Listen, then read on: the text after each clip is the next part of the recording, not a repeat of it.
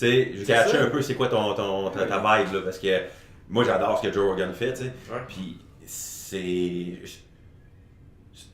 faut que tu catches c'est quoi qu'il fait. T'sais. Joe Rogan n'est pas dans un. Non, c'est ça. Il n'y a pas un contenu spécifique, mais des fois il y a du monde qui passe à Joe Rogan puis que ça se peut que tu genre ça vaut aucunement c'est qui. Merci à toi. Je me demande si t'es le gars le plus jacked sur le podcast. Pour vrai? Ah ouais? On se demande. On check-tu? Tu penses combien? Tu penses combien? C'est 245 en ce moment. T'es proche de Marshall qui est 2. Je pense que c'est 2,40 ou 2,50. Ah, attends, on va aller chercher une poutine. Là, je vais 5 livres de plus, ça va être fait. Et lui, mais il est moins cut par exemple. C'est un gars de powerlifting. Ok. Justement. Mais bref, merci d'être là. Ouais, ça fait plaisir, merci à toi. Je me demandais, tu sais, à travers de ta carrière, souvent dans le monde de l'entraînement, c'est un milieu qui est difficile, surtout dans les débuts, même par la suite, parce que c'est un horaire un peu interchangé, tu es toujours disponible, là, entre guillemets. Est-ce que ton support externe, tu sais, autant dans tes désirs athlétiques personnels que dans ton travail, ont toujours été positifs autour de toi, envers justement les ambitions que tu avais, tu sais? Est-ce que ça a toujours été parmi... Oui, je dois dire que les gens qui sont autour de moi ont toujours accepté et m'ont toujours laissé une certaine chance parce qu'on s'entend que, comme n'importe qui se partirait une entreprise, je veux dire, il faut que tu mettes de l'énergie là-dedans si tu veux que ça fonctionne. Puis, ça te cause probablement d'être absent auprès de ton entourage. Tu peux peut-être pas être la personne la plus présente, la personne qui est la plus généreuse en temps. Fait qu'à un moment donné, c'est sûr que ça te prend un genre de support crew, tu sais, ça te prend des gens autour qui sont capables de comprendre c'est quoi tes objectifs dans la vie. Puis je dois avouer que j'ai eu cette chance-là, tu sais, j'ai une famille qui m'a jamais remis sur le dos nécessairement. Tes parents, ta femme, oui, exactement. Tu sais, bon, je te dis pas qu'ils vont pas dire crème, on aimerait ça te voir plus souvent, mais ils ont toujours compris quand même l'aspect que, tu sais, regarde, le gars, il a une mission, puis c'est correct, tu sais. Mais quand je suis avec eux autres, je suis avec eux autres, tu sais. Même chose pour ma famille, ma blonde, tu sais, ils m'ont bien gros aidé là-dedans.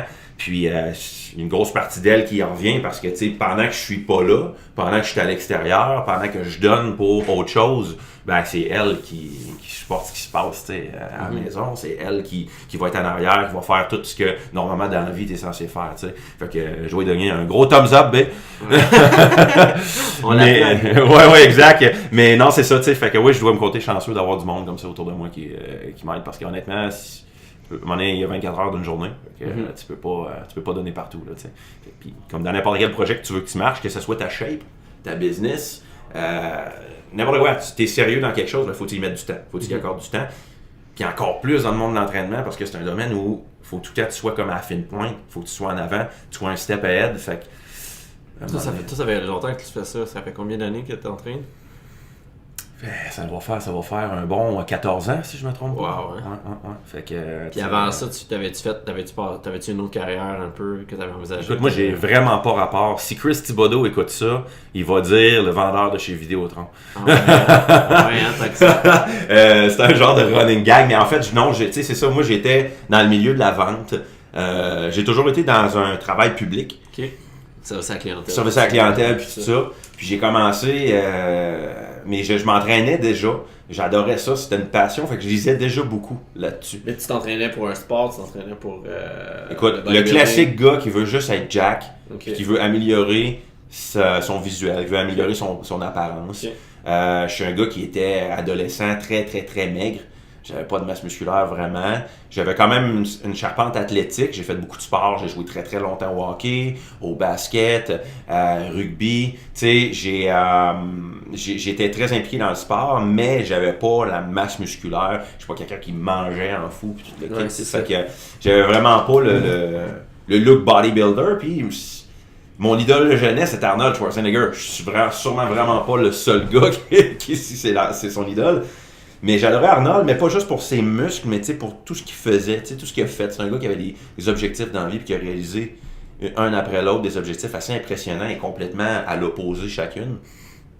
Puis c'était comme, OK, la base, je vais commencer par être en shape, avoir confiance en soi, être satisfait de son apparence, puis je suis sûr que ça va m'amener un pas en avant. Ouais.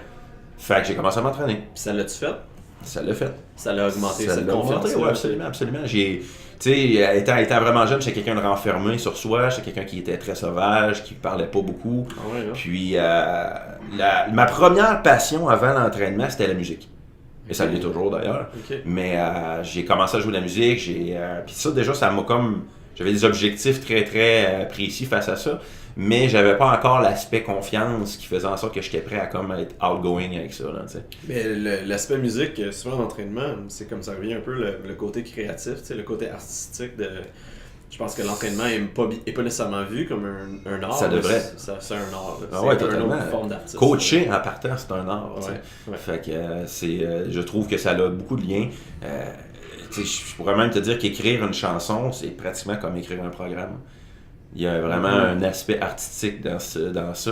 Puis c'est ce qui va faire que tu vas aimer un certain style de travail qu'un coach va te faire faire, alors que tu vas pas aimer un certain style d'un autre coach. Pourtant, les deux veulent te mener à la même shape, au même objectif, au même sport. Mais la manière, le processus par lequel tu vas passer, sa création artistique pour te rendre là où tu veux aller, ça te sonne pas aussi bien que, exemple, comme une chanson que tu vas aimer, alors qu'un autre type de chanson, tu vas pas l'aimer.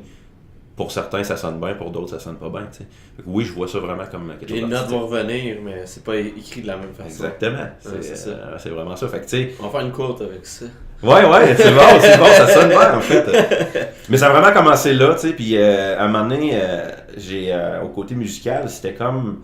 J'aurais voulu que ça aille plus loin, mais on sentait que un artiste qui veut percer là-dedans, il faut qu'il soit prêt à manger ses bas longtemps dans la vie, tu sais. J'avais pas ce guts-là de dire, ok, tu sais. Je vais genre manger du beurre d'épinards, des galettes de riz pendant un bout. Puis tranquillement, ben là, l'aspect Arnold Schwarzenegger est revenu, tu sais. Puis c'est comme, ok, tu sais, je vais vraiment tout donner ce que je peux physiquement puis aller faire quelque chose de là. Et moi, je suis très autodidacte dans la vie. Je suis pas quelqu'un qui a été genre à l'école là jusqu'à l'université. C'est ça qu'on parlait plus tôt. Exactement, c'est ça. Je suis pas quelqu'un qui a été là-dedans parce que le système pédagogique d'ici me stimule pas tout simplement, alors que je trouve ça hyper important. Tu sais, je suis le premier à pousser dans le dos de mes filles. C'est comme, fais tes devoirs, va à l'école, tu vas aller jusqu'à l'université. Tu sais, c'est super important parce que je considère que ça t'ouvre des portes dans la vie, mais malheureusement à l'époque, j'avais pas la maturité pour comprendre tout ça. Puis pour moi, c'était comme de vivre le moment présent. Fait que à ce moment-là, ben j'ai comme pas passé par le système scolaire normal, tu sais. Mais tu t'es entouré de personnes justement qui ont pu t'éduquer d'une autre façon. Ouais. Puis comme je suis très autodidacte à la base, j'apprends quand je lis par moi-même. Tu sais, moi être devant une classe avec un prof en avant, je retiens 50%. Donne-moi le livre, je te garantis que j'en sais plus que qu'est-ce qu'il y a dans le livre après. Fait que c'est comme ça que j'ai appris. J'ai commencé à m'entraîner, puis je suis déménagé sur la rive-sud de Québec à Lévis. Je me rappelle même pas à quel âge, mais j'étais peut-être, je sais pas moi, 20, 21 ans peut-être. Ça fait longtemps que t'es ici. Ça fait longtemps que je suis ici. Fait que, puis j'ai commencé à m'entraîner ici, dans le gym qu'on est présentement. Ah ouais, hein? Puis à un moment donné, Christian Thibodeau, arrivait de Saint-Louis à l'époque. Ouais, quand il avait coaché. Il avait coaché. Combien d'années qu'il était là? Ah, ça c'est une bonne question. Avec Stéphane Cazot aussi, je pense. Ouais, il y avait Stéphane Cazot là-bas aussi. Ouais. En fait, écoute, il y avait beaucoup de noms qu'on connaît aujourd'hui là-bas. Ouais. Puis beaucoup de Québécois. Okay. Évidemment, ça partait tout de la tutelle à Poliquin. Fait que quand Christian est arrivé de Saint-Louis, il est venu s'installer ici. Il a décidé de se partir un bureau au Maxiform. OK. Tu avais ton bureau ici aussi ou J'avais même pas commencé. Moi, j'étais un gym rat, là. Okay. J'étais un gars qui s'entraînait, je poussais du chess. Mais j'avais quand même relativement beaucoup de connaissances parce que je lisais énormément là-dessus. J'étais un peu le genre de dude dans le gym que les autres vont poser des questions. Ouais. Mais je suis pas coach, tu sais. Ouais. Mais je faisais juste comme donner un peu mes conseils, mon opinion, mais sans me prendre au sérieux nécessairement. Puis à un moment donné, moi, je suivais déjà Chris sur les forums à l'époque. Chris n'était pas encore aussi connu qu'aujourd'hui, mais il avait déjà une certaine renommée. Puis moi, j'étais très, très actif sur les forums. Puis, tu sais, je dis. Les forums dans le temps, hein? Les forums. Mais ça fait pas 50 ans, là. Le monde qui écoute ça. Le monde d'en bas de 30 ans sont probablement comme, what, c'était-tu dans le temps des cachettes, ça? Des forums, des blogs, tout ça. Ouais, exact, mais c'était bodybuilding.com. Il n'y avait pas de Facebook, là, tu sais, ou du moins, c'était comme vraiment. Non, il n'y avait pas ça, là. Instagram, oubliez ça, on était loin de ça. Puis la seule source d'information, c'était les magazines ou les forums. Ça se contredisait. Ça se contredisait énormément. Ouais. Fait que c'était comme ça que ça fonctionnait à l'époque. On jasait ces forums, t'avais à peu près 75% du contenu qui était aussi mauvais que sur Instagram aujourd'hui. Mais c'est juste que, c'est ça, c'était sur une plateforme différente. Fait que je lisais bien gros là-dessus, puis je lisais ce que Chris faisait. À un moment donné, je l'ai vu arriver dans le gym, j'ai comme fait, c'est Christian Thibodeau. C'est lui, ça. C'est Christian Thibodeau. Je commence à jaser avec, on s'entend bien. Puis à un moment donné, il dit comme, pourquoi t'es pas coach, tu sais? Pourquoi tu ferais pas ça de ta vie? Parce que j'y avais jamais pensé. Fait que finalement, j'ai commencé à travailler pour lui. Puis c'est comme lui qui m'a mis ça à map. Fait que ça a été mon premier vrai mentor, on peut dire. Puis tu travailles encore avec lui maintenant. Puis je travaille encore aujourd'hui avec lui. Puis c'est un de mes chums. On est très, très, très, très proches. Puis je veux dire, c'est... C'est rare que ça se fait, comme dans le milieu de l'entraînement, que les gens ils restent ensemble aussi longtemps, du moins dans la même équipe. Je trouve que il y a beaucoup de yo-yo. Et là, mais je pense que c'est une question de thinking. Moi et Chris, on a vraiment le même thinking. Fait les projets... Écoute, c'est drôle parce qu'il pourrait dire la même chose. Souvent, des fois, là, on se parlait pas pendant une certaine période de temps, mais maintenant on jase. Hey, qu'est-ce que tu fais cet asset comme training? Genre, je fais telle affaire, puis je fais exactement la même affaire. On a un peu les mêmes tangentes, les mêmes buzz. Fait que c'est ce qui fait que on a une certaine synergie, puis que lorsque lui va mettre un projet sur la map, ben c'est rare que je vais faire comme je suis pas tant intéressé. Souvent ça va être comme j'embarque. Fait que c'est un peu comme ça aussi que. C'est un gars d'équipe là. Absolument. Puis ce qui est weird, c'est que en fait, je suis pas tant un gars d'équipe. Je suis un gars d'équipe, mais je suis très sélectif sur les gens qui vont être avec moi dans le team. Puis c'est ce qui fait que présentement, je trouve qu'on a vraiment, avec Tib Army, on a un excellent team parce que chacun apporte sa connaissance, sa branche. Ça fait qu'on a une synergie incroyable qui se crée. T'sais. Mais je pense que dans la vie, tu dois choisir les gens qui t'entourent comme il faut. Puis des fois, ça demande une certaine patience. Mais en effet, quand tu trouves quelqu'un, un best buddy avec qui ça fonctionne, tu sais, keep rolling avec. Il faut que tu continues avec cette personne-là. Parce que souvent, les gens, ce qu'ils cherchent, c'est le buzz du moment. Genre, OK, avec lui, il se passe ça, là, tout va bien. 2-3 mois, c'est super actif. Puis après ça, fou. Les genres de collabs. Des collaborations qui meurent rapidement. Oui, exact, c'est ça. Tu sais, des fois, pour pouvoir vraiment connaître et trouver les forces de chacun, puis sa place dans un groupe, ça prend un certain temps.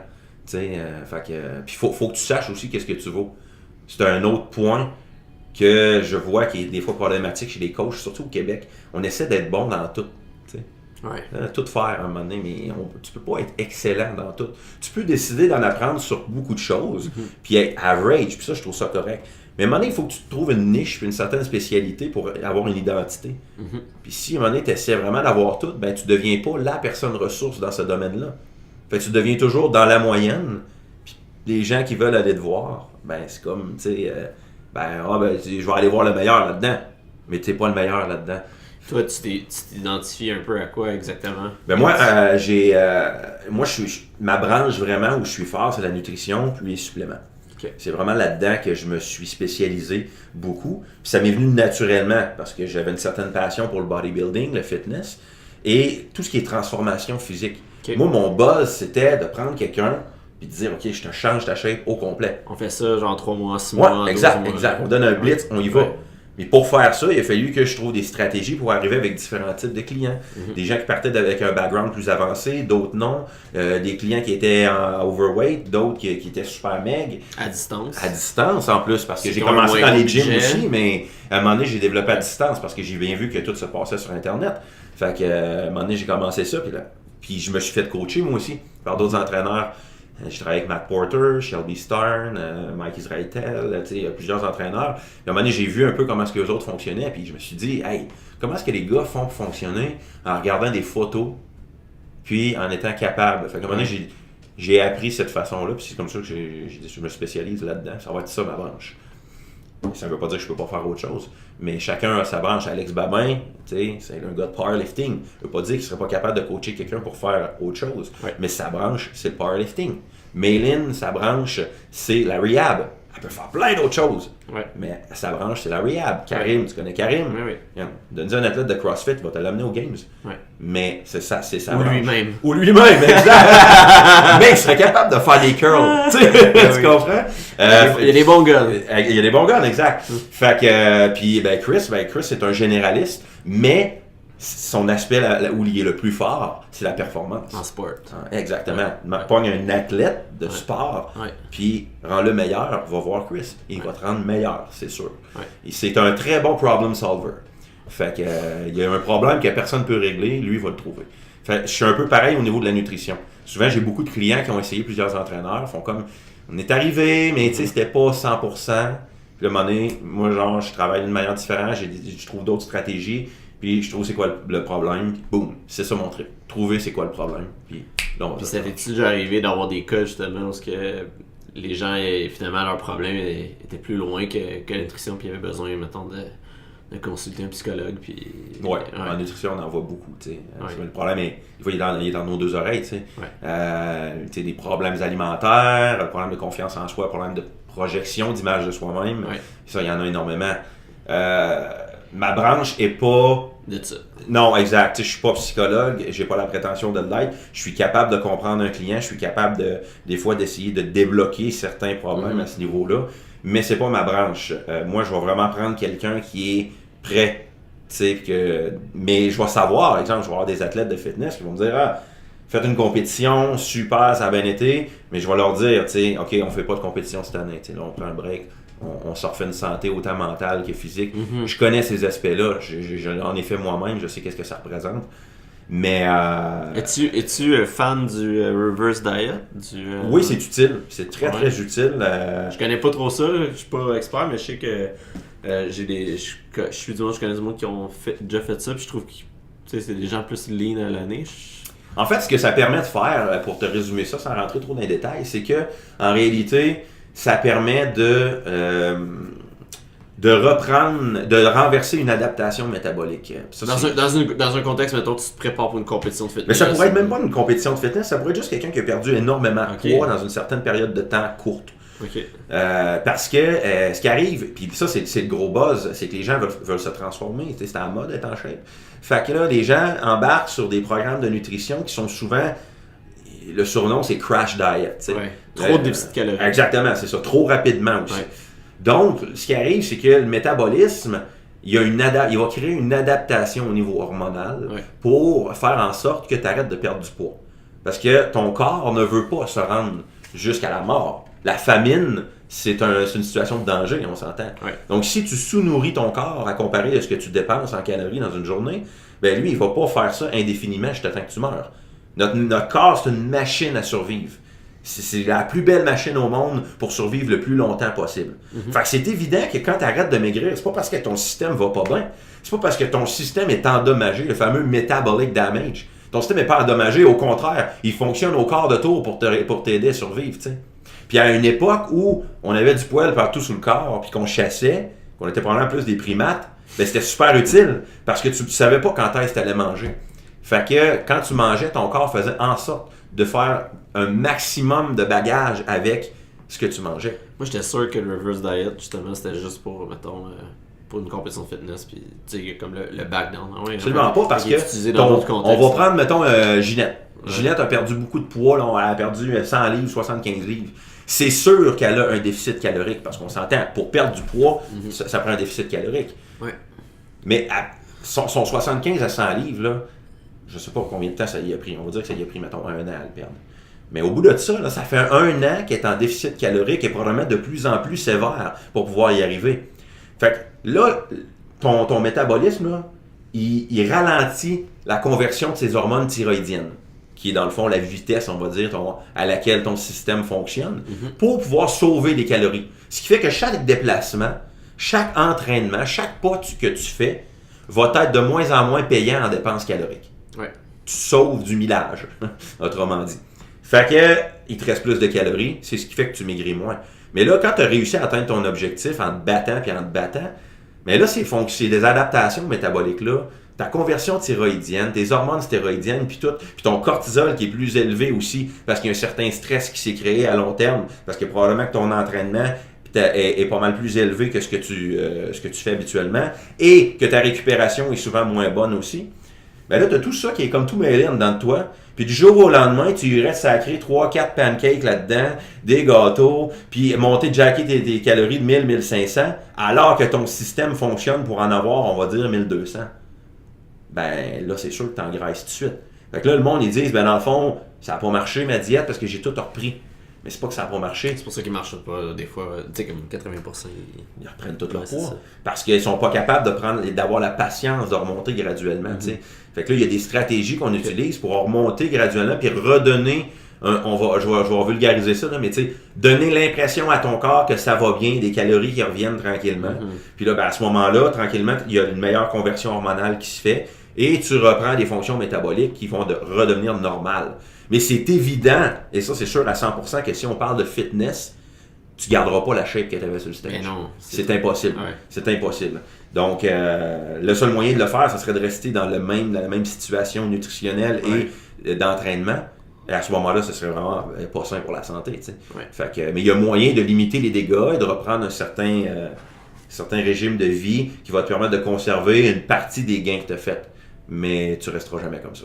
C'est la réalité, je le répète, tu ne resteras jamais comme ça. Ouais, c'est ça. C'est juste une semaine. Là. Absolument. Puis là, il y en a qui vont te voir, mais telle personnalité publique, là, elle cote à l'année. C'est pas ce qu'elle fait. Elle a fait un photoshoot, là. C'est ça. Genre 500 photos pour l'année, ça va bien paraître. Ouais. Ou si vraiment la personne le fait, il n'y a rien qui te dit qu'elle est en super santé. Il n'y a rien qui te dit que tu ne sais pas ce qu'elle fait derrière ça. Pour c'est comme ça. Fait que ça, c'est un autre. Et il y a aussi le monde naturel puis pas naturel, là, on s'entend, là, comme l'Olympia. Ouais, ben tu sais, c'est une autre histoire aussi. Ça, c'est la BFF, la WBFF, puis je sais pas au Québec, là, si. CPA, qui est. T'as deux modes, t'as la naturelle. Souvent, les compétitions maintenant, les fédérations vont mettre un volet naturel puis un volet open, qu'on va dire. Ouais. Mais tu sais, naturel encore est discutable. Maintenant, c'est quoi qui est naturel? Les SARMs, c'est naturel? Ouais, mais mettons là, quelqu'un là, qui est naturel versus quelqu'un qui l'est pas. C'est quoi la différence, mettons, mettons que les deux sont parfaits au niveau de leur bouffe, leur nutrition, leur entraînement, puis ils ont le même programme. Puis mettons c'est la même personne, là. Il y a peut-être d'autres stratégies aussi, là, mais c'est quoi la différence de masse musculaire qui peuvent aller gagner entre les deux, mettons? OK. On s'entend qu'à la base, c'est sûr que les produits anabolisants, ce qu'ils vont faire, c'est te permettre une meilleure synthèse des protéines. OK? Donc, évidemment, tu vas fabriquer plus de muscles. Donc oui, tu as un potentiel de développement musculaire qui est avantagé. Donc souvent, dans les catégories open, les athlètes vont avoir un développement musculaire qui est pas mal plus impressionnant. Mais encore là, ça veut rien dire. La génétique compte aussi, parce que j'ai vu des athlètes naturels qui ont un développement musculaire qui est très très bon. Mais John Meadows, il s'est pas dopé avant 21 ans, tu sais. Regarde des gars comme Ronnie Coleman, ont commencé à se doper en rentrant en pro. Je veux dire, les gars ils ont quand même été pro sans se doper. Ouais.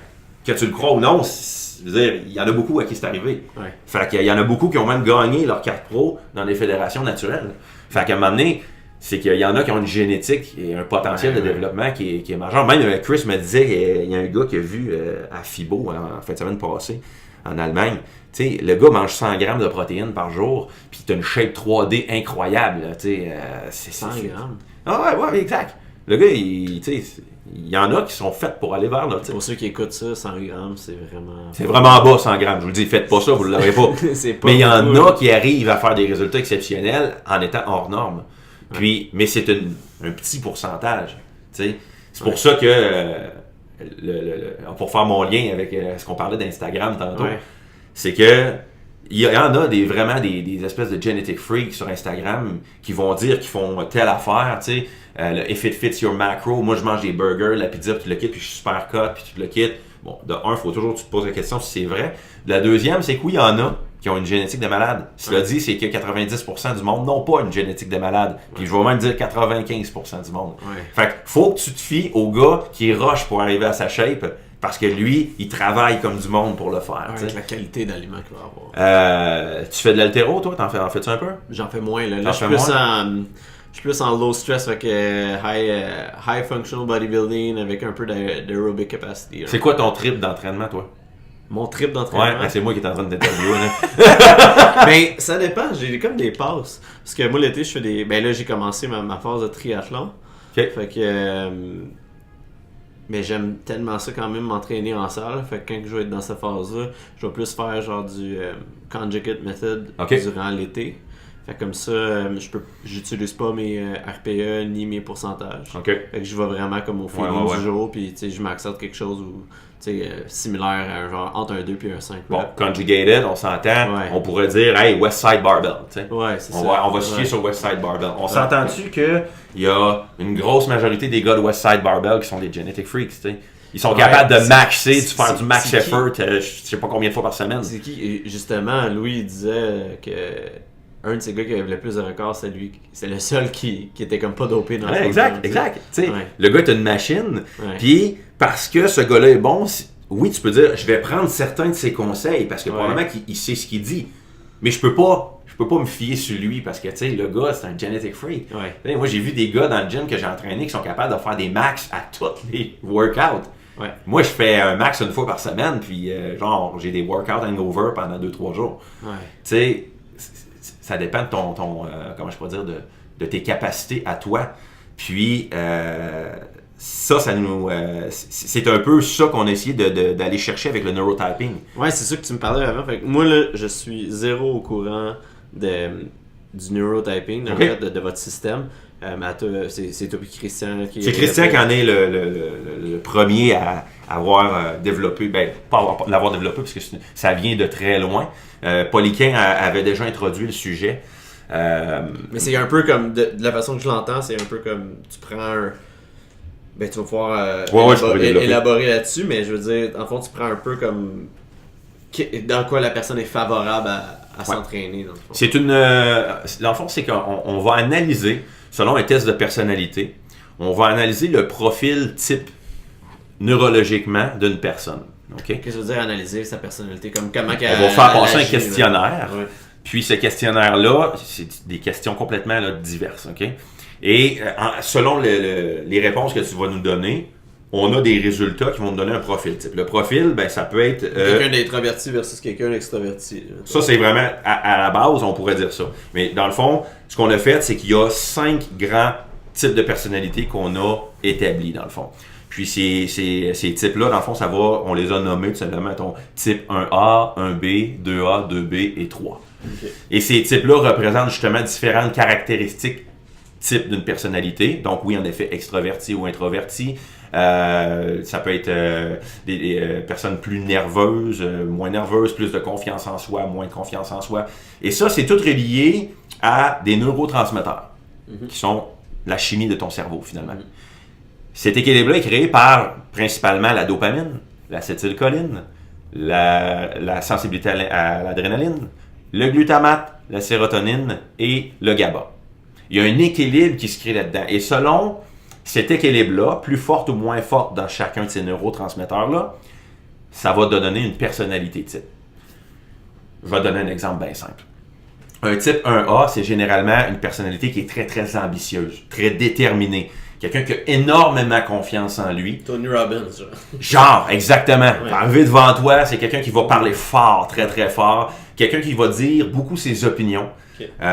C'est quelqu'un qui est tellement confiant en lui qu'il n'a pas besoin d'être aimé par les autres. Donc, c'est pas quelqu'un qui va appuyer tes opinions nécessairement ou qui va avoir besoin d'avoir ton approbation pour se sentir bien.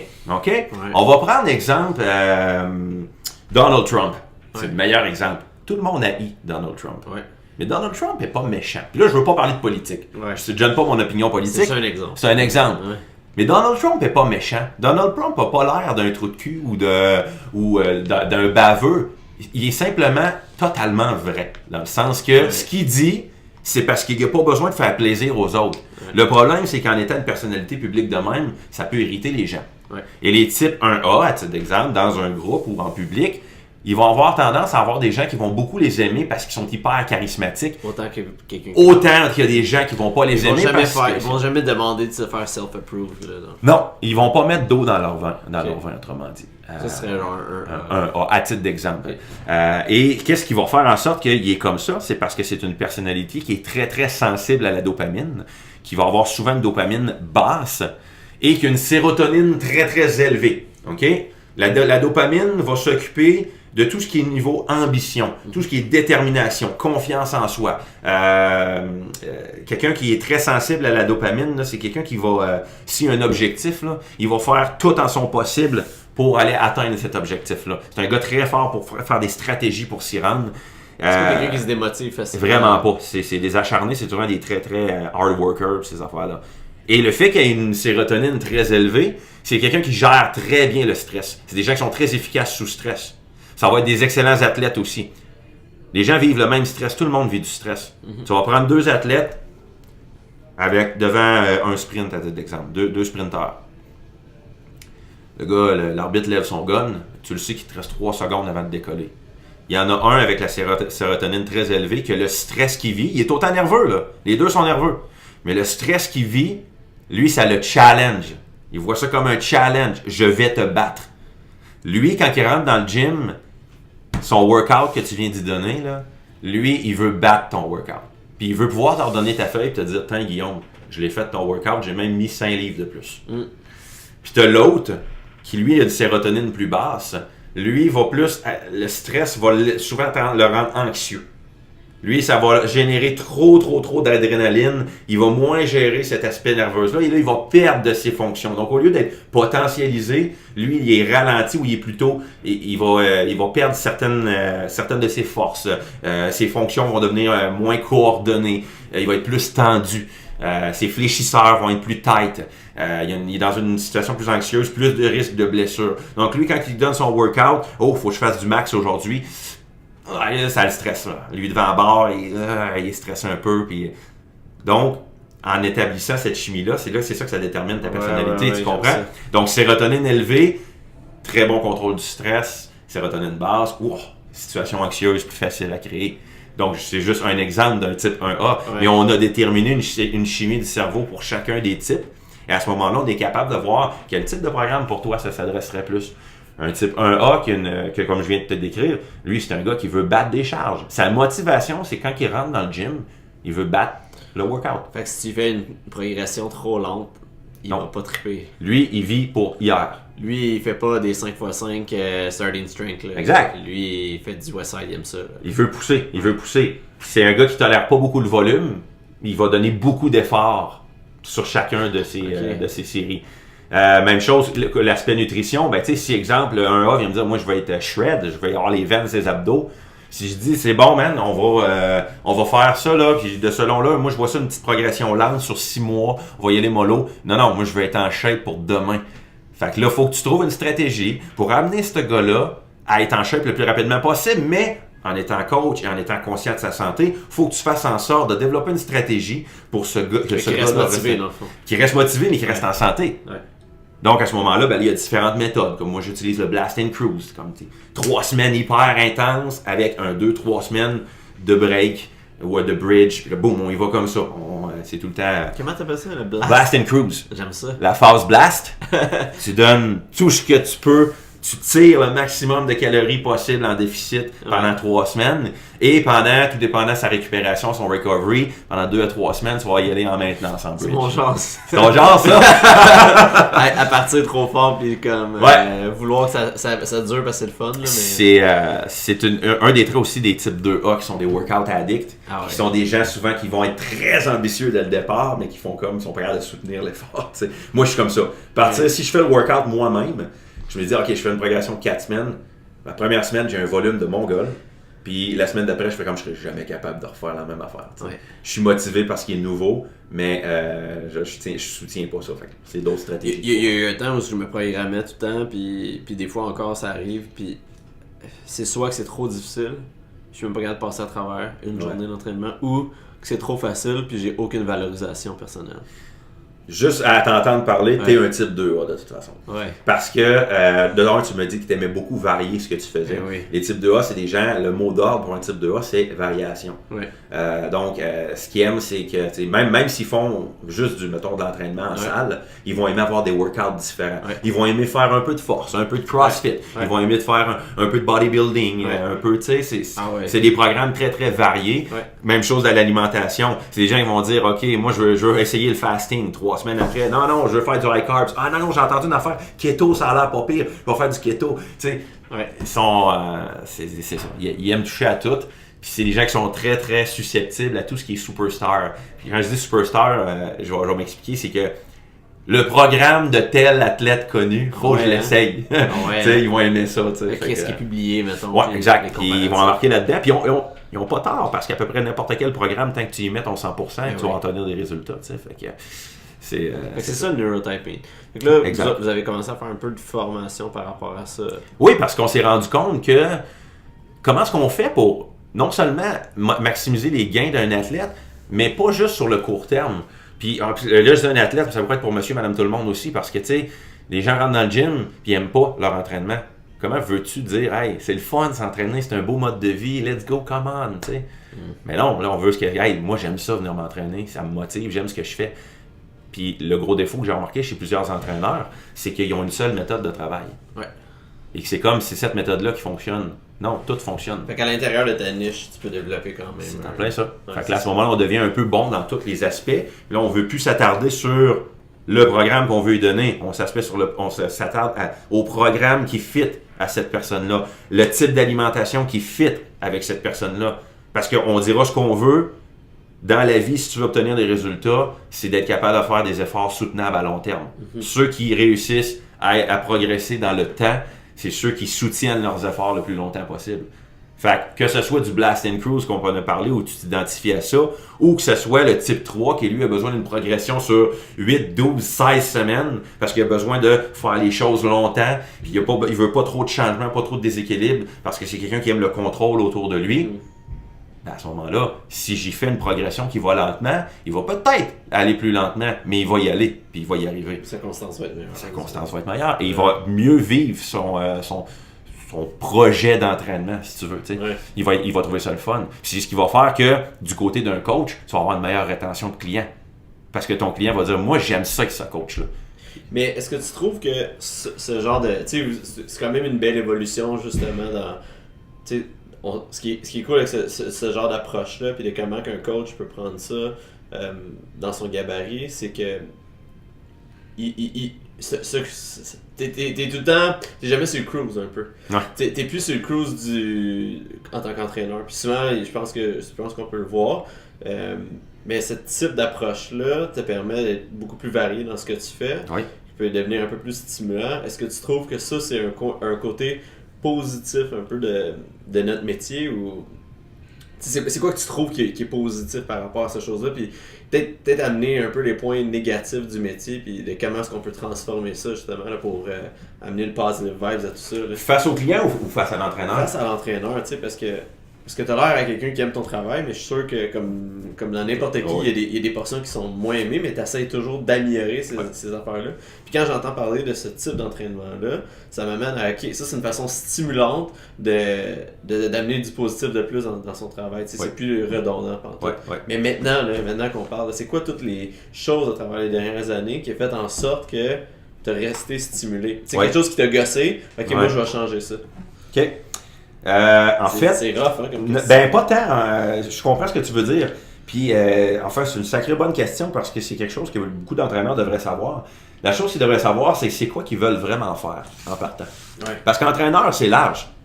Tu veux faire quoi parce que tu peux entraîner dans un gym si tu veux.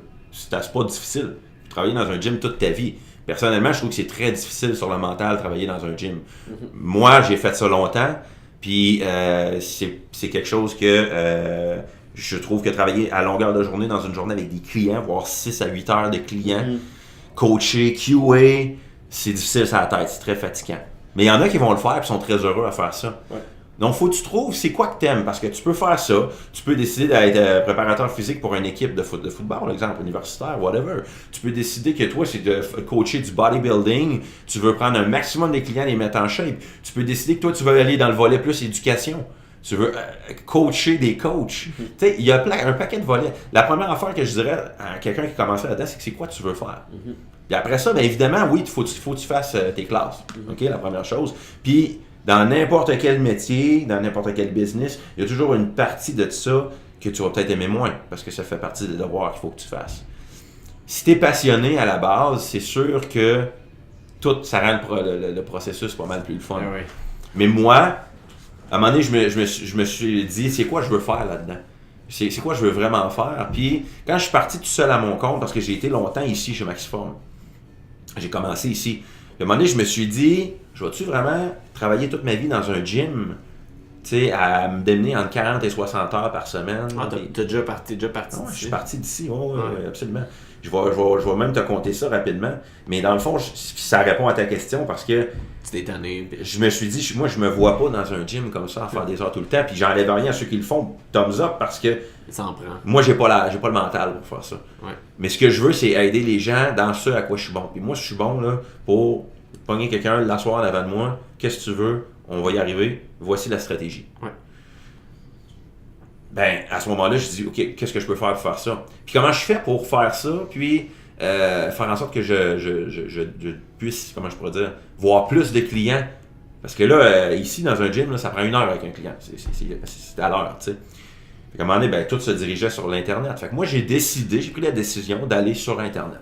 De dire, je vais aller voir ce qui se passe là. Je vais étudier comment ça marche. Puis je vais commencer à me lancer. Puis au fil et à mesure du temps, les plugs se font, les contacts, puis là, ça te mène ailleurs, tu sais. Mais au tout départ, j'ai commencé ici, puis je suis parti. Ce qui a fait que je suis revenu récemment, c'est que je suis pas revenu à temps plein dans le gym, mais avec Christian, justement, on avait un projet de volet formatif pour les coachs ici. Ce qui rend l'expérience des entraîneurs pas mal plus le fun aussi, parce que là, les entraîneurs qui travaillent ici sont formés. Fait qu'exemple, Christian forme, moi je forme, Alex Babin est venu l'autre fois former, Méline vient, on a Mathieu Boulay qui va venir former aussi ici chez Maxiform. Il n'y a pas beaucoup de gyms dans le monde, au Québec peut-être dans le monde, mais j'en connais pas beaucoup qui payent des formateurs de ce calibre-là pour leurs employés. Fait que je pense que la première affaire, c'est de te trouver un environnement de travail qui te plaît, où tu sens que tu peux évoluer. Puis, ta motivation va venir du fait que tu sens que tu t'en vas graduellement vers ton objectif. Mais si tu sais pas c'est quoi tu veux faire comme coach, j'en connais plein qui me disent, moi je veux être entraîneur. J'arrête tout dans ma vie, là je veux être entraîneur. Fine, ok.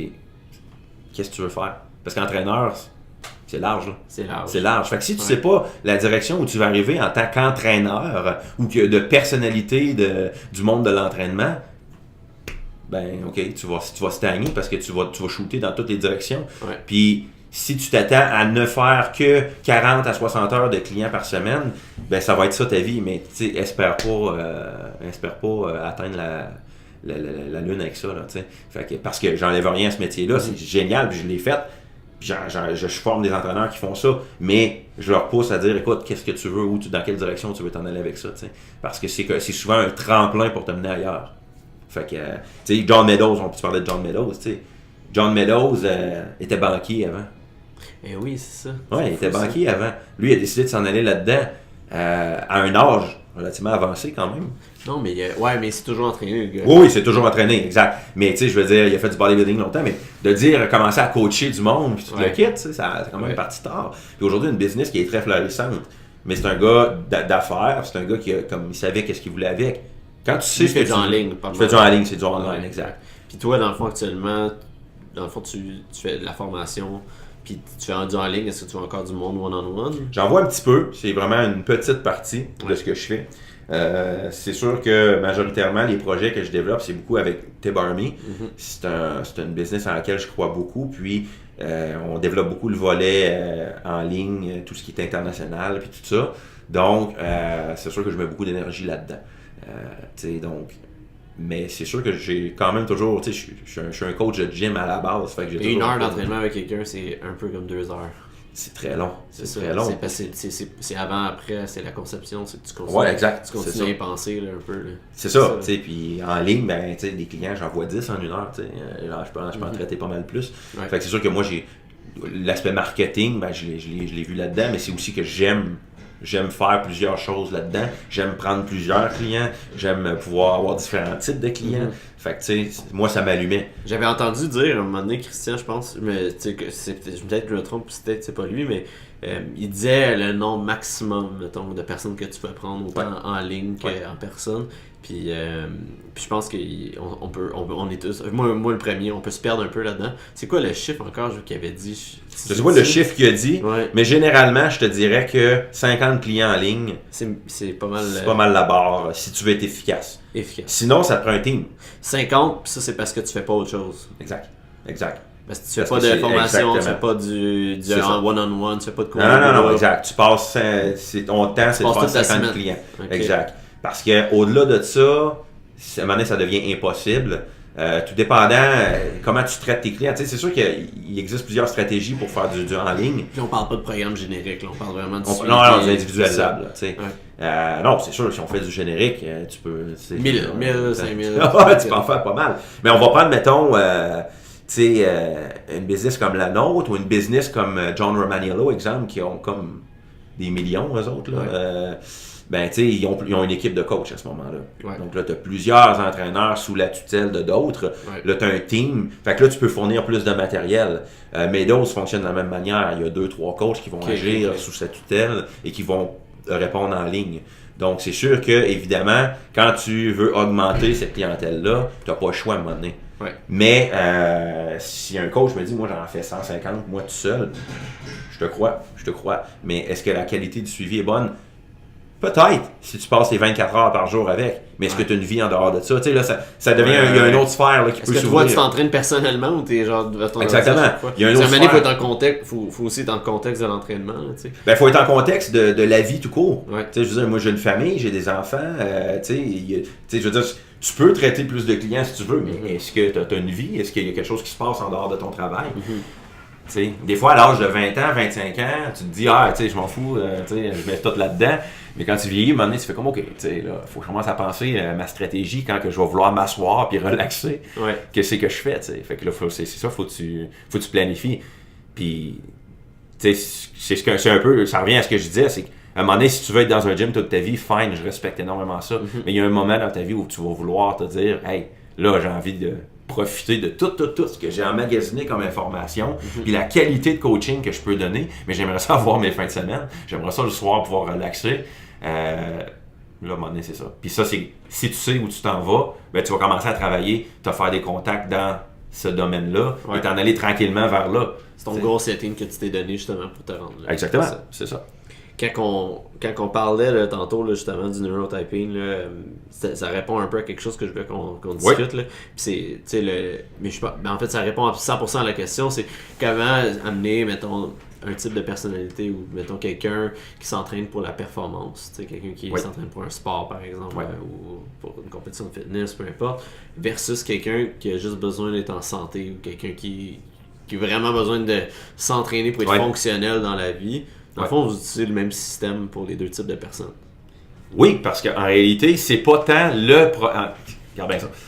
C'est pas tant l'objectif, c'est la personne. C'est la personne. Tu sais, je veux dire, OK, j'ai un bodybuilder puis un avocat qui veut être en super shape. Il veut avoir l'air sexy tout nu. Ouais, exact. Il veut se promener sur la plage en speedo, faire en sorte que les filles la regardent. C'est un avocat, l'autre c'est un bodybuilder. Ouais. Mais le chemin pour s'y rendre, on s'entend-tu que c'est pas mal la même affaire? C'est juste que le bodybuilder va aller à l'extrême. Ouais. Mais les deux, dans les deux, là, le bodybuilder qui lui le fait comme un sport, comme une discipline de vie, et l'autre qui le fait juste parce qu'il veut améliorer son apparence, ont la même motivation, mieux paraître physiquement. Il y en a un qui a plus de temps, puis un qui a moins de temps. Le reste, c'est dans l'intensité que tu vas donner au niveau de son implication dans son objectif. Mais le programme, ça va se ressembler. Les deux vont travailler en hypertrophie. Au niveau de l'alimentation, dans le cas des deux, ils ont probablement un équilibre chimique du cerveau très semblable. Même affaire. On a un gars qui fait de l'haltérophilie olympique. On a un gars qui fait du sprint, peu importe. Il est un gars explosif, fait un sport en particulier. Puis, j'ai un autre d'autre qui rentre, puis lui, il aime juste ça faire de l'haltérophilie. Mm-hmm. Probablement des types 1B, des gars qui sont explosifs, des gars qui sont naturellement athlétiques. Mais le développement est pratiquement le même. C'est juste qu'il y en a un, on va avoir beaucoup plus de complexité dans son programme. Ouais. Mais les deux veulent une direction semblable. Ils ont probablement un équilibre chimique semblable. Naturellement, les deux, ils aiment tout ce qui est explosif. Ils aiment ce qui est pliométrique. Ouais. Donc, le programme n'a pas à être tant différent, plus spécifique pour un. Mais, je veux dire, dans les deux cas, c'est la même tangente, tu comprends? Ouais. Donc là, on ne s'adresse plus tant à une question de le programme, l'objectif, c'est la personne comme telle. L'individualisation totale. C'est encore plus spécifique, justement, l'individuel comme ça. Exactement. Puis après ça, ben là, tu vas chercher les tangentes de cet individu-là, en discutant avec, en sachant ce qu'il aime, ce qu'il n'aime pas. Puis là, tu te crées un chemin plus précis. Mais le neurotyping, c'est totalement ça. C'est de rendre le programme 100% individualisable. T'as carrément... c'est plus juste individualisable parce que oui, on va vérifier la longueur des segments, longueur du fémur, tibia, tronc, on va mesurer tout ça. On va avoir une idée si c'est mieux de faire du front squat ou du back squat. On va le savoir. On va savoir s'il faut créer plus d'assistance. Tu mieux de faire du zerker, tu mieux de travailler ton core, ta chaîne postérieure. On fait tout ça. Mais on s'en va plus loin que juste les articulations et les muscles. On s'en va dans le cerveau pour savoir vraiment c'est quoi intrinsèquement, c'est quoi qui va te motiver. Puis à partir de là, une fois que tu as ça, le reste va se faire. Puis pour un gars qui a plus d'expérience en bodybuilding que n'importe qui d'autre là, comme toi, est-ce que tu vois un peu la tangente du fameux nouveau mot justement du functional bodybuilding, qui est arrivé un peu, honnêtement, moi j'utilise ce terme-là pour en termes de marketing pur et simple, parce que tant qu'à moi c'est de l'entraînement fonctionnel, avec peut-être une tangente de plus sur, mettons, des mouvements plus isolés, pour justement le bienfait des gens super stressés, puis tu veux pas justement monter trop leur stress levels, puis tu es dans un environnement un peu plus contrôlé. Comment toi tu vois ça, mettons, arriver dans le milieu? Est-ce que tu ris de ça? Est-ce que tu trouves ça bien, mettons, l'évolution de l'entraînement fonctionnel qui change les termes puis qui s'en va vers le bodybuilding, ou même en CrossFit là, les gens amènent ça un peu plus, puis je sais que c'est populaire, mais c'est quoi ton avis là-dessus? Ben, le terme functional, on en entend parler beaucoup, puis c'est devenu un terme, je pense, qui est plus vendeur, dans le sens que ça identifie une certaine marque, on va se dire. Mais mettons, si tu me demandes vraiment ce que je pense du functional, je pense que tout type d'entraînement est functional d'une certaine manière. C'est quoi functional en bout de ligne, tu sais? Si on voulait vraiment faire du functional training, je veux dire, ça serait de ramasser des paniers de linge, puis de se pencher, puis ramasser des assiettes dans le lave-vaisselle, puis de sortir les poubelles. On va faire ça avec des charges. Ça serait ça. Personne ne fait du Romanian deadlift, personne ne fait du Zerker squat, personne ne fait des trucs comme ça dans la vie, je veux dire. Donc, là, ils vont dire, la Smith Machine, c'est pas functional. Ouais, ben ok. Mais mettons que t'es pas capable de faire du back squat, t'as un problème. Whatever, c'est quoi le problème. Puis t'es pas capable de faire une autre forme de squat. Puis ta madame, là, elle, par contre, la Smith est capable d'en faire. Puis ça va faire en sorte de renforcer quand même le bas de son corps. Tu sais, tu le fais-tu pas parce que c'est pas functional, tu sais, je veux dire, ça va quand même avoir un impact. Maintenant... Fait que le terme il était plus utilisé pour genre définir sans les machines, là. Comme même que moi dans mes programmes de functional bodybuilding, je vais intégrer beaucoup de trucs à poulie, là, parce que c'est hyper pertinent. Mettons, ok, tu veux stimuler le chest. Malheureusement, lui, quand il fait du bench, du dumbbell, whatever, tout ce qui est press, il sent pas son chest. Mais quand il fait du machine chest press, ou quand il fait du pec deck, il sent son chest. Ça fonctionne, ça répond. Tu sais, je veux dire, il n'y a rien de négatif là-dedans. Ça ne créera pas un mauvais patron moteur, whatever. Tu viens d'ajouter un exercice, tu viens d'ajouter une stimulation sur un muscle qui est dysfonctionnel dans un autre patron moteur, tu sais. Donc, un autre patron de mouvement. Tant qu'à moi, ça peut pas avoir de côté négatif. Puis, moi, j'avais créé des capsules à un moment donné pour Expertise 360, puis j'avais fait une série de capsules sur l'hypertrophie dans différentes tangentes du sport. Moi, l'hypertrophie, c'était la base de tous les sports. Si on recule d'il y a 30, 40, 50 ans, là, tous les gars, les filles aussi, de toutes les disciplines sportives faisaient de l'hypertrophie. Le bodybuilding, c'était la base de tous les trainings. Mais je pense que, puis tu sais, je suis 100% d'accord avec toi.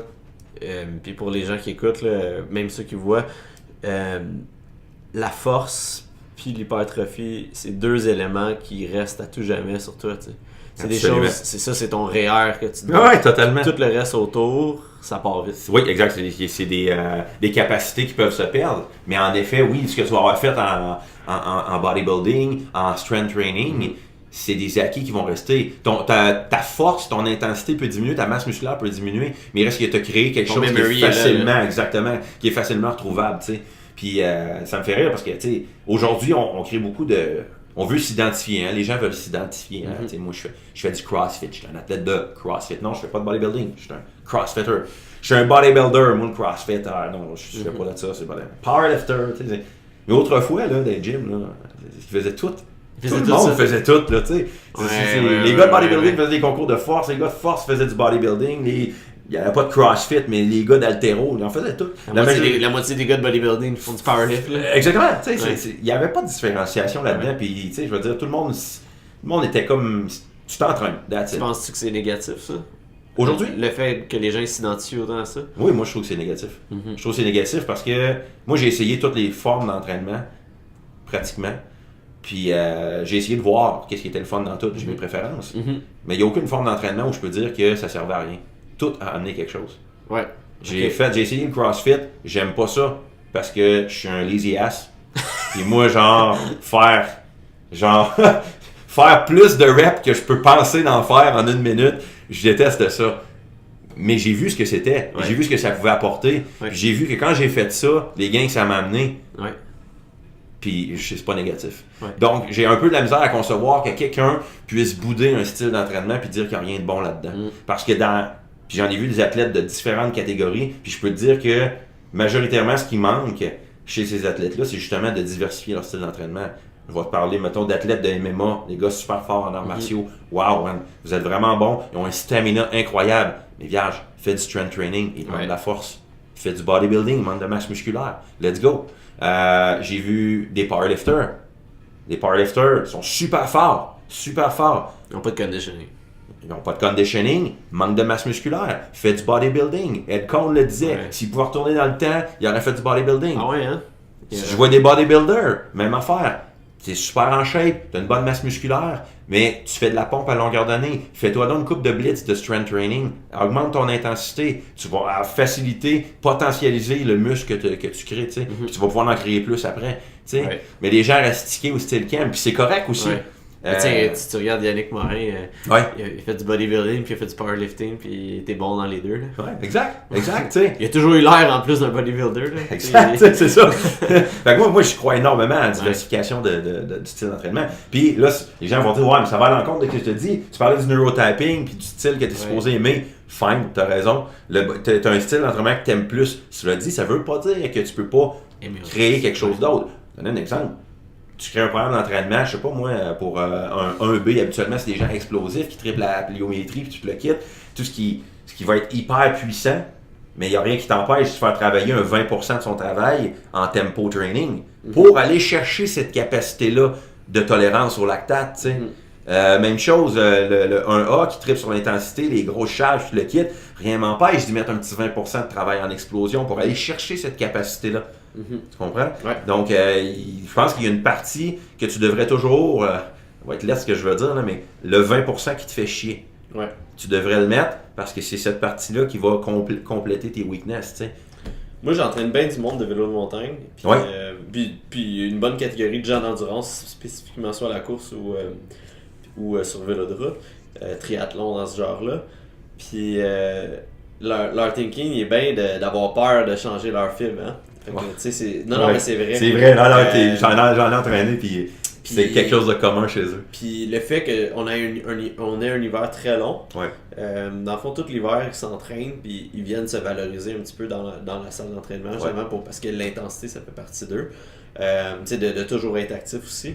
Mais quand l'été arrive, on commence à faire faire du bike, puis il faut juste faire du bike, puis il faut juste courir. Puis je pense que j'ai réussi à amener justement les gens à comme aimer la salle d'entraînement, mais c'est encore une catégorie de personnes qui ont comme cette honnêtement ceux qui c'est parce que j'ai pas envie de parler à travers mon chapeau là, puis je joue avec mes mots, mais ceux qui le font, ils ont vraiment beaucoup plus de succès. Officiel. Ton exemple est bon. Les marathoniens qui veulent pas gagner de force, veulent pas gagner de masse musculaire parce qu'ils veulent garder l'oxygénation du muscle le plus faible possible. Il reste avec un ratio de fil hyper lent. Sauf que d'une autre manière, si chaque pas que tu fais, si chaque poussée que tu fais est plus puissante, tu sauves de l'énergie aussi. Mais l'effet, oui, tout à fait, mais ce type de personnalité-là, est-ce qu'ils rentrent un peu tout dans le même gabarit, vu que c'est des gens qui aiment souffrir longtemps? Écoute, souvent, puis je veux pas non plus généraliser, mais souvent ce genre de personnes-là vont se rapprocher tout ce qui est personnalité plus... Ouais, ben ça s'en va plus vers le type 3 habituellement. Okay. C'est rare que ça va être des types 1 parce que c'est quelque chose qui est pas assez intense. Cela dit, puis quand je dis pas assez intense, ça veut dire que c'est pas assez... L'intensité pure. Là, exact, c'est quelque chose qui est trop assez intense, un Ironman. Oui, c'est très intense, on s'entend. Moi, je ferais jamais ça. Mais cela dit, ça veut pas dire... J'ai déjà entraîné un gars pour du triathlon, puis tu sais, il se rapprochait beaucoup plus du type 1. Parce que c'est un challenge pareil. Les types 1, c'est des gens de challenge, c'est des gens qui vont aimer vers ce qui est difficile. Donc, ça veut pas dire. Sauf que c'est sûr que c'est pas le même type de stimulation du tout. Et c'est des gens qui vont se catégoriser plus douteux, là. Oui, absolument. Les types 3, c'est des gens en général qui sont très sceptiques. OK. Ils vont analyser ce que tu leur dis. Ça veut pas dire qu'ils te prennent pour un 2 de pique ou whatever, mais c'est pas des gens qui vont prendre ce que tu dis. Et avant de répondre quoi que ce soit, ils vont sortir. Là, ils vont aller lire leurs affaires, ils vont aller checker, puis ils vont analyser. C'est cool tout ça, puis honnêtement, je pense que ça s'applique pas juste à l'entraînement, quand plus on en parle. Tu sais, je pense que ça peut autant s'approprier à des objectifs de vie là, quelconques, là, même de travail. Là. T'as jamais aussi bien dit depuis qu'on se parle depuis tantôt. C'est totalement ça. Puis tu sais, même dans le travail que tu choisis dans la vie, tu sais, quelqu'un qui est pas heureux à son travail versus quelqu'un qui est heureux, ça peut avoir rapport c'est pas pour rien que les différents types dans le neurotype, on est même capable d'associer des métiers à ça. Parce qu'il y a une tangente. Les types 2A, exemple, c'est des gens souvent qui vont être... il y a beaucoup de coachs. La majorité des coachs sont acteurs, sont type 2A, mais il va y avoir des acteurs. Les acteurs sont type 2A. C'est des gens qui sont capables de créer une personnalité puis de s'adapter à la personne en face d'eux. Donc, ce qui arrive à ce moment-là, c'est que tu es très bon au public. Tu sais, les types 1A, les types 1B aussi, c'est des gens qui vont être très outgoing, des gens qui vont être souvent dans des métiers comme des cadres, des avocats, des gens qui vont avoir de quoi quand même de stressant, sont capables de le prendre, des gens qui vont aimer. Fait il y a quelque chose qui se reconnaît dans ce...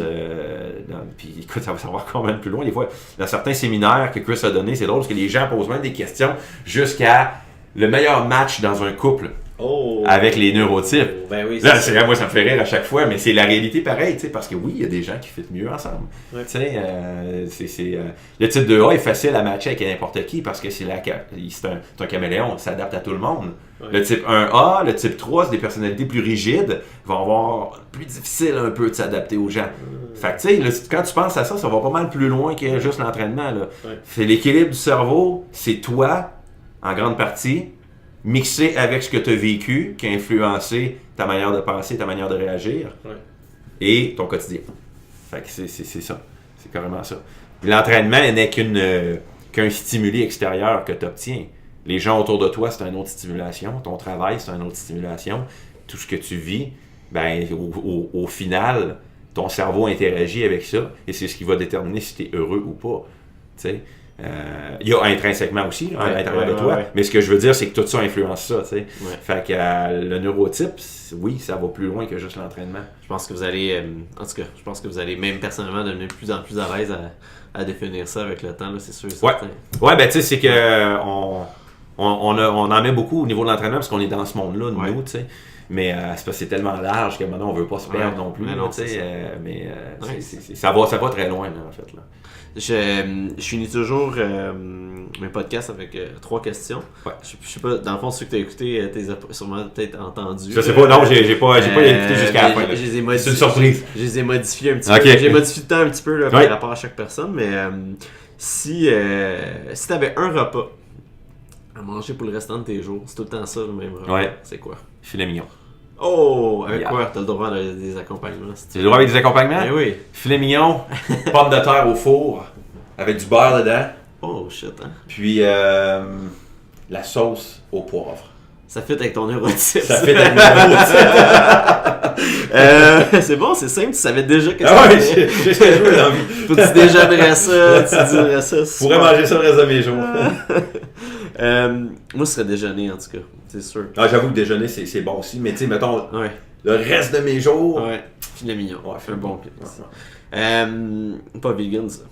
Non, je suis vraiment pas vegan. Je parlerai pas de ça, mais je suis vraiment pas vegan. Puis ton athlète préféré à vie, féminin. Féminin? À vie, n'importe qui. Je suis tellement varié dans tout ce que je fais, mais je dirais... Ça se peut que tu la connaisses pas, là. Il y en a large, mais je te dirais que c'est même pas nécessairement dans le bodybuilding ou le fitness. Je dirais que Camille Leblanc-Bazinet. Ah ouais, hein? Ouais. Moi, je trouve que... tu sais, la fille est arrivée aux Games, tu sais, elle a performé, là... La première. Exactement. La première québécoise, tout. Tu sais, puis j'essaie d'analyser sur tous les angles. Développement musculaire, au niveau de ses performances, tout le kit. Tu sais, je trouve que Camille Leblanc-Bazinet a quelque chose qui était bien, puis c'était une bonne personnalité pour faire connaître ce sport-là, le CrossFit. Il y a peut-être dans le milieu du CrossFit qui ne l'aiment pas. Je suis pas le plus grand connaisseur du CrossFit au monde, mais je trouvais que c'était un beau middle of the road pour la simple raison que dans le fitness bodybuilding, il y a des super belles personnalités aussi. C'est juste que je trouve que ça s'en va trop vers la vente. Vers la vente, vers le narcissisme, vers... j'attends encore l'athlète de fitness féminin qui va oser se mettre en avant sans se mettre en bobette. Je le sais que c'est dur, c'est cru ce que je dis là, mais tu sais, ça prend quelqu'un qui va avoir pas juste le corps, mais le charisme qui vient avec aussi. Puis je trouve que Camille Leblanc-Bazinet, tu sais, CrossFit était connu, mais c'était comme, on dirait, là, ça a vraiment comme sorti. Puis là, je trouvais qu'elle avait la personnalité, elle avait tout ce qu'elle a avec, puis elle avait pas besoin de se déshabiller pour arriver à faire ça. Fait que j'ai un bien gros respect pour elle. Nice, très fort. Je m'attendais pas à une athlète de CrossFit, mais excellent. Personne ne s'attend à ça. Non, c'est ça. Après, du Jennifer Aniston, c'est pas une sportive, mais c'est une belle madame, puis elle est charismatique aussi. Puis vu que t'es un gars de musique, je pense que ça va super bien tomber. Toi, quand tu rentres dans une pièce, quand tu rentres au gym, quand tu rentres chez vous, c'est quoi la chanson thème à Stéphane? Oh shit! Hey, il y en a bien trop! C'est. Si tu veux, écoute, si ma blonde te dirait c'est quoi ma chanson titre, elle dirait I'm sexy and I know it. Mais c'est pas elle qui l'a décidé, c'est pas moi. Écoute, c'est trop large comme question. J'ai trop de tunes puis je voudrais pas être identifié à une seule tune. Ok, c'est bon. J'ai vraiment là, écoute, si tu verrais ce que j'écoute comme musique là, dans mon téléphone là, j'ai autant. Je pense que je dois être la personne qui a la collection la plus large de style. Il y en a qui, mettons, c'est du métal, il y en a qui c'est du rock, il y en a qui c'est... Moi, j'ai de l'alternatif, du blues, j'ai des tunes plus jazz, j'ai du gros métal, punk rock, j'ai de tout. J'écoute tous les styles. Il n'y a pas un seul style que j'aime pas, tu sais. Du country, j'ai du country. J'adore le country. J'adore ça, tu sais. S'entraîner au country, c'est le fun. C'est comme... puis ça là. Puis moi, j'ai grandi dans le country, mais mon père est musicien, mon oncle est musicien, ma mère chantait, puis tu sais, j'ai mis la musique de côté longtemps pour faire place à l'entraînement, mais là, je remets la musique beaucoup dans ma vie. Ouais. Tu joues quoi, là? Moi, je chante et je joue de la guitare. Okay. Là, j'ai recommencé. C'est mon père et mon oncle qui m'ont comme réattiré là-dedans parce que eux autres, ils jouent, puis on a connecté là-dessus. Du québécois? Non, on joue de tout. On joue de tout. Moi, je joue pas beaucoup de québécois, mais eux autres ont un répertoire peut-être plus ancien. Moi, un répertoire plus récent. Puis là, on mixe ça ensemble. Puis c'est sûr que j'ai des projets côté musique prochainement que je veux remettre en branle. Une autre hobby qui va repartir. Là. Ouais, exact. Une branche tangente à l'entraînement que je veux refaire décoller. Fait que ça va être le fun. Fait que la chanson thème, vous le verrez, mais que je mette des tunes online. Mais pour l'instant, je pourrais pas nommer de chanson thème. Je me sentirais trop... C'est trop coincé. Et merci Stéphane. Merci à toi. Où c'est qu'on peut te retrouver justement?